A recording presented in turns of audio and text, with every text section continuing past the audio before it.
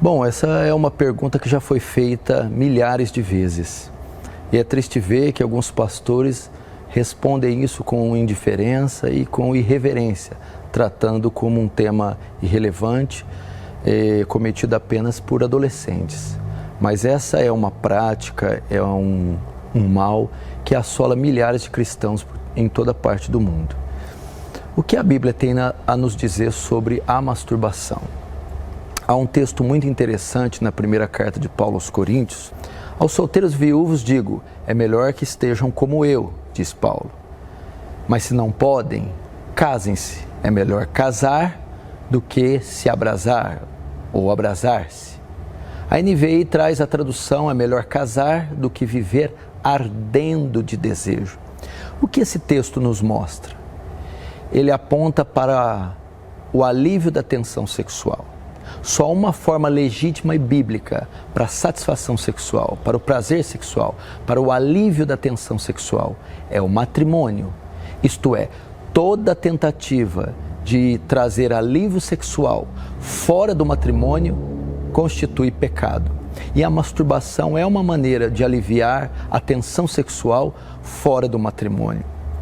Logo eu entendo que a masturbação não deve ser praticada pelos cristãos.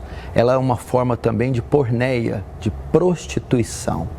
Alguns fazem uso de Mateus capítulo 5, verso 28, dizendo que se alguém olhar para a mulher com intenção impura, já adulterou com ela. E dizer que a masturbação só é pecado porque ela é cometida quando alguém pensa em outra pessoa cometendo adultério assim contra ela.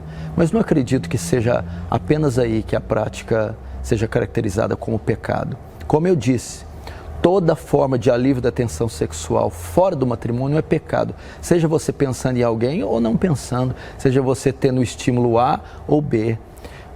Deus instituiu somente essa forma legítima, o casamento.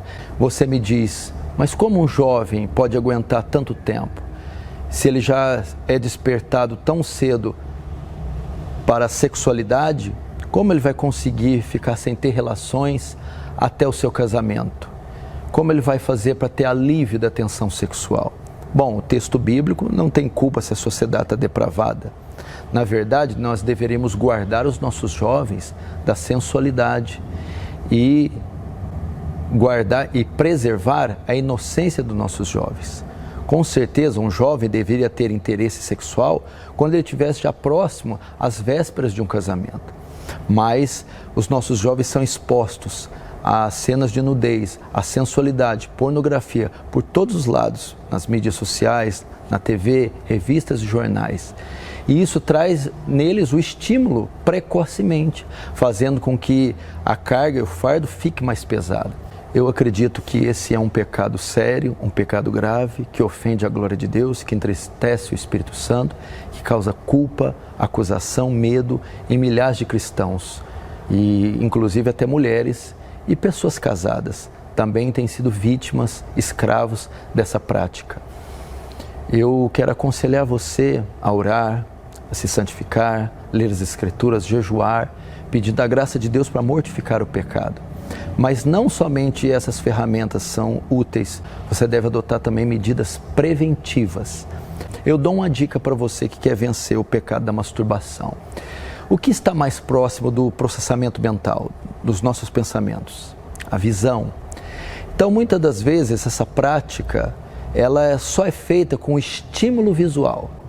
As pessoas que têm o hábito de praticar a masturbação consomem muitas imagens sensuais, imagens de nudez e pornografia. Por essa razão, causam estímulos e elas invariavelmente vão cair nessa prática. Você deve guardar os seus olhos das imagens de nudez, das imagens sensuais, preservando assim a sua mente. Preservando a mente, você não vai ter o estímulo e junto com os meios da graça, você vai ter mais condição de exercer domínio sobre o desejo dessa prática. Essa é a minha dica para você, jovem, irmão ou irmã, casado ou solteiro, que tem sido escravo dessa prática. Foge, como o apóstolo Paulo diz, da prostituição. Foge desses pecados. Quanto menos contato você tiver com sensualidade, quanto mais você colocar coisas boas diante dos seus olhos, quanto mais a sua mente for saudável, menos você vai cair nessa prática, podendo honrar assim Deus com o seu corpo, com a sua mente, com o seu coração. Deus te abençoe.